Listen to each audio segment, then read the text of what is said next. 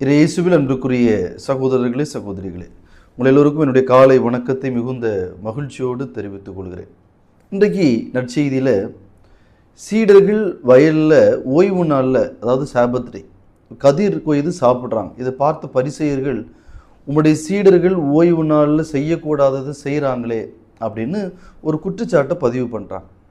உன்னை இயேசு அதுக்கு பதின்மொழியாக ரொம்ப அழகான ஒரு விஷயத்த சொல்கிறாங்க. பழைய ஏற்பாட்டிலேருந்து தாவீதினுடைய வாழ்க்கையிலிருந்து. அப்போ இயேசு கேட்குறாங்க, எப்பா நீ உங்களுக்கு பிடித்தமான தாவீது குருக்கள் மட்டுமே உண்ணக்கூடிய அந்த அப்பத்தை எடுத்து சாப்பிட்டார பசியாக இருக்கிற பொழுது, அதை நீ தப்புன்னு சொல்ல மாட்டேங்கிற.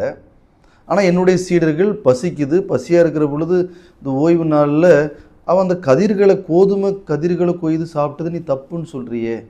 அப்போ அங்கேயும் சட்டம் மீறப்படுகிறது, இங்கேயும் சட்டம் மீறப்படுகிறது. அது உனக்கு சரியாக தெரியுது, இது உனக்கு தப்பாக தெரியுது, ஏன் இந்த பார்வை என்று ஒரு கேள்வியை இன்றைக்கு பரிசேயர்களை பார்த்து இயேசு வைப்பதை நாம் பார்க்கிறோம். இந்த நிகழ்வு மூலமாக இன்றைக்கி இயேசு 3 பாடங்கள் நமக்கு சொல்வதாக நான் உணர்கிறேன். ஒன்று, நம்முடைய வாழ்க்கையில் செயல்களின் அடிப்படையில் நம்ம யாரையும் பார்க்கறதில்ல. ஸோ அந்த செயலை வச்சு நம்ம பார்க்கல, ஆளை வச்சு தான் செயலையே நாம் தீர்ப்பிடுறோம். இப்போ அதுதான் நடக்குது. முதல் விஷயம், தாவீதை பரிசேயர்களுக்கு பிடிக்கும், எனவே அவர் பண்ணால் தப்பு கிடையாது. இயேசுவையும் சீடர்களையும் பரிசேயர்களுக்கு பிடிக்காது, எனவே அதை பண்ணால் தப்பு. ஸோ முதல் விஷயத்திலையும் சட்டம் மீறப்படுகிறது, ஆனால் தப்பாக தெரியல.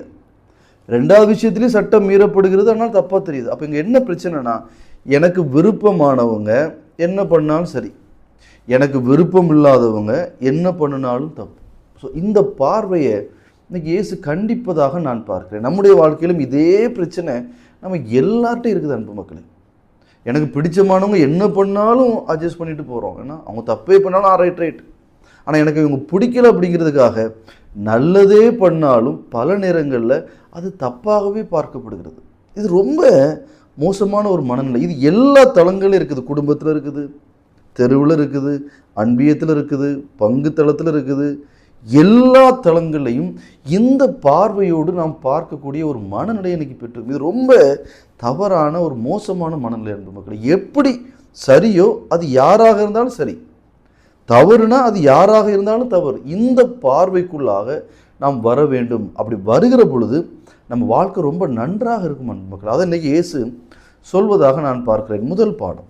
ரெண்டாவது பாடம் என்னென்னா, பரிசேயர்களை பாருங்களேன், எப்போ பார்த்தாலும் குற்றம் கண்டுபிடிக்கிற ஒரு பார்வையோடைய இயேசுவையும் சீடர்களையும் சுற்றி வராங்க.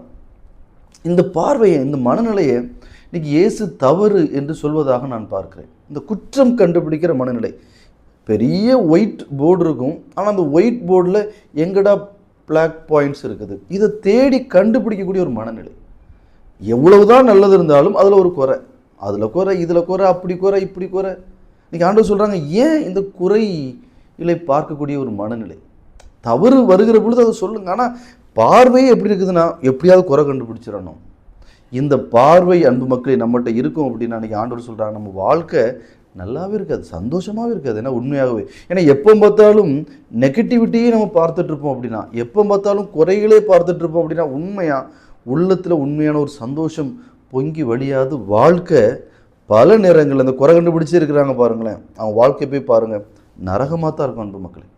ஏன்னா அவனுடைய மைண்டு அதுக்குள்ளே மட்டும்தான் ஃபிக்ஸ் ஆகிருக்கும். நம்முடைய வாழ்க்கையிலும் நாமளும் எப்போ பார்த்தாலும் குறை கண்டுபிடிச்சிக்கிட்டே இருக்கிறோம் அப்படின்னு இன்றைக்கி ஆண்டவர் அதனை தவறு என்று சொல்கிறார். மூன்றாவது விஷயம், ஒரு சட்டம் இங்கு மீறப்படுகிறது. இந்த சட்டம் ஏன் மீறப்படுகிறது அப்படின்னா, பசிக்குது, ஒரு நல்லதுக்காக அது மீறப்படுகிறது. ஒரு பசியை ஆற்றுவதற்காக நான் ஒரு சின்ன சட்டத்தை மீறுறேன் அப்படின்னா இன்றைக்கி ஏன் சொல்கிறாங்க, அது தப்பு இல்லை. இதுதான் ரொம்ப அழகாக இயேசு தன்னுடைய வரிகளில் சொல்வார். ஏன்னா மனுஷன் சட்டத்துக்காக கிடையாது, சட்டம் தான் மனுஷனுக்காக.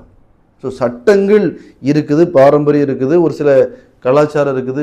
ஒரு நன்மைக்காக அவை உடைக்கப்படும் என்றால் அது தவறு இல்லை என்று இயேசு சொல்வதாக நான் மூன்றாவது ஒரு பாடத்தை இன்றைக்கு பார்க்கிறேன். எனவே இந்த 3 பாடங்களை கொஞ்சம் இன்றைக்கி அனலைஸ் பண்ணி பாருங்கள். நான் எப்படி பார்க்குறேன்? எனக்கு பிடித்தவங்களுக்கு ஒரு நியதி, பிடிக்காதவங்களுக்கு ஒரு நியதி என்று பார்ப்பேன் என்றால் இன்றைக்கு அது தவறு. இரண்டாவதாக, எப்போ பார்த்தாலுமே குறை பார்க்கணும், குறை கண்டுபிடிக்கணும்னு இருக்கிற மனநிலை எனக்கு இருக்கும் என்றால் அது தவறு. மூன்றாவது, ஒரு பாசிட்டிவான விஷயம் நல்லது நடக்கும் என்றால், அங்கே ஒரு நன்மை பயக்கும் என்றால், ஒரு சில சட்டத்திட்டங்களை மீறுவதும் தவறு ஒன்றுமில்லை என்று இயேசு இன்றைக்கு ஒரு 3 பாடங்களை நமக்கு தருவதாக பார்க்கிறேன். வாழ்க்கையில் கடைபிடிங்க. உங்கள் வாழ்க்கையும் ஒரு அற்புதமான வாழ்க்கையாக மாறும். கேட்க செவியுள்ளோர் கேட்கட்டும். ஆமென்.